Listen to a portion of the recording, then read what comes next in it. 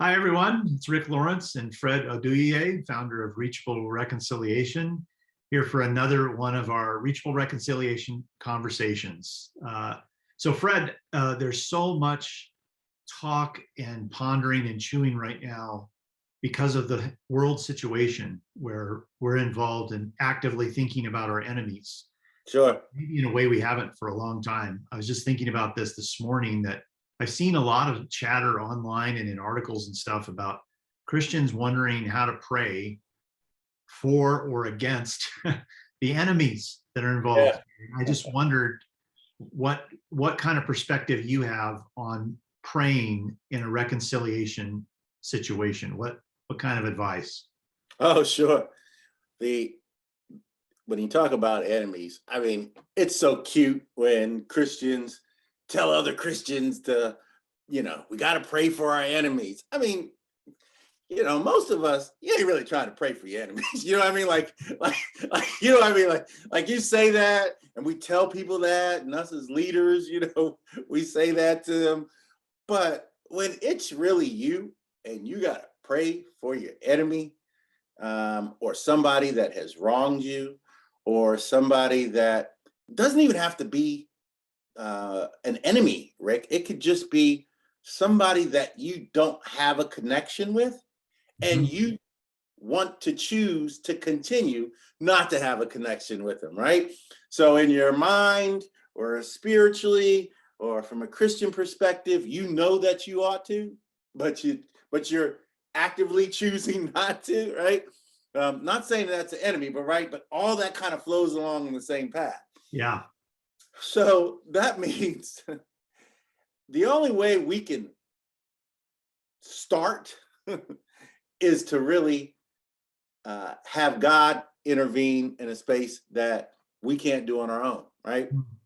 And so that's what prayer does. We're inviting God to now connect with, his spirit that sits on the inside. Like his spirit on the inside is like, what I mean? It's like a little hand on the inside of our bodies, do this, what I mean? And do that. But we got to connect, right, with the Father, and that's what happens when we spend time in prayer. So I think you're right on, Rick, when you're talking about prayer. If we could do a better job at making time, real time, to just you know separate the noise, separate the schedule. A lot of times the middle of the night is the best time because our brain isn't running and we're not thinking about our schedule. We're not thinking about what's going on in the house. And we're not trying to get to our kids, and we're not giving crumbs, right, to God, but we're actually setting aside time, middle of the night, whether it's 5 minutes, 15 minutes, whatever, and just ask God, hey, would you visit me for a moment and help me with the challenges that I won't work through on my own. Mm. Help me to deal with, somebody that has wronged me.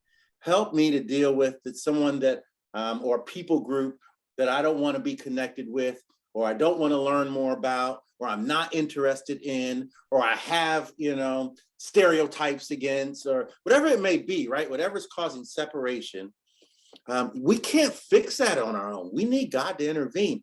And where it starts is not just the prayer. So it's not just you talking, but listening is the hardest part in prayer. Can we just, pause for a moment and say what we need to say, but then listen. Mm. And listening doesn't even have to, like, I'm waiting for this magical voice to come down.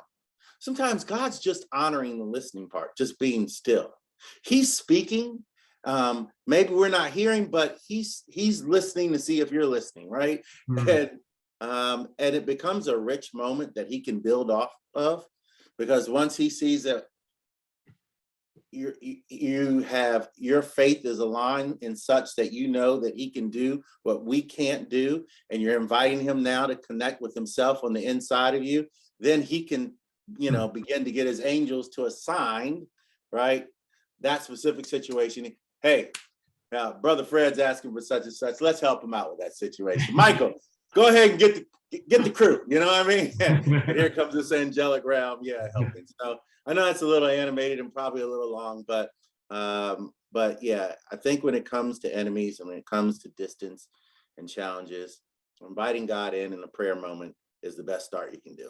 Yeah, I love that phrase you used there, Fred. God is listening to see if we're listening. I love that. Yeah. There's a kind of dependence you're talking about here that acknowledges our own weakness and limitation as we think about enemies or people that we don't really want to connect with, letting the Spirit do the work in us first. It's Absolutely. kind of praying for your enemies isn't what you think. That's right. You need preparation first from Him. So I love that. You know, reconciliation, this just reminds me, reconciliation is a journey. It's not a flip of a switch. So for those of you watching this that want to be on that journey, you need a guide on a journey. And Fred can be that guide for you with Reachable Reconciliation. So if you just look down below this video, you'll see a couple of ways to connect with Fred. Even if you're just wondering, how can we get started with this? Fred's had many, many conversations with people who are just wondering how to get started with this. So connect with Fred and get started on the journey. We'll see you again soon.